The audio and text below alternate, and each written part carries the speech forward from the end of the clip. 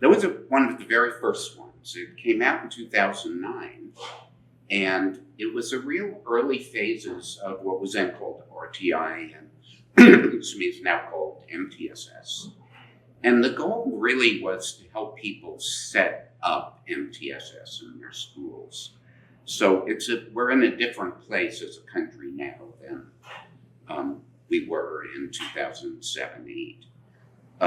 So there was an expert panel, researchers and practitioners, and they sorted out 5 recommendations that aligned with the pieces of MTSS, and they haven't really changed. So we're going to go through the recommendations, and I'm renumbering just to make them a little more organized for people's heads. So the panel consisted of an expert panel, and it was using the What Works Clearinghouse standards for evidence, which again were very new at that time and very rigorous, but still quite a few studies made the cut. But many studies that were widely cited did not make contemporary standards. Still, we're able to reach some conclusions. So the first 2 recommendations deal with assessment. So I'm renumbering them from the way the guide did because I think it's easier for you folks to understand. One was universal screening. That was considered moderate evidence.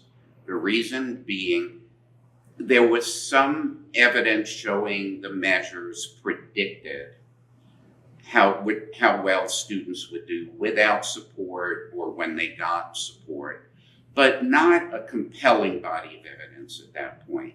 The one surprise in the guide to many is progress monitoring got a low level of evidence in terms of support, though it was widely promoted in every state and territory. The reason was when we looked at the actual research studies, and this is still an important thing to keep in mind, when we looked at the research studies, progress was monitored by unit tests or sometimes daily mastery tests, not by the Dibbles or Ames Web or Star Reading or anything. So we followed the evidence there. We didn't say, don't do it. Tier 2 was high evidence. It was strong. There were quite a few effective small group interventions, though they varied a bit one to the other. They had so much in common that there really was evidence saying, here are the things you could do for Tier 2.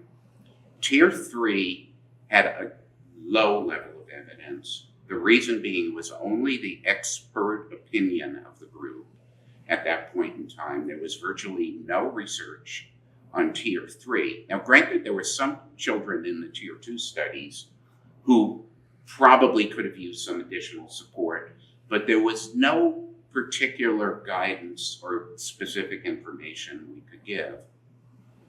The last one is linked to what Toolkit is about, and it's Tier 1, core reading instruction. And the goal of Tier 1, as we conceptualized it then and still do, is to reduce the number of kids in Tier 2 and 3. And the panel felt that this was a great idea, but there was only minimal evidence to support it at that point in time that was rigorous. So again, that was something we thought was a good idea, but a lot of research has been done since then, and the toolkit relies on that.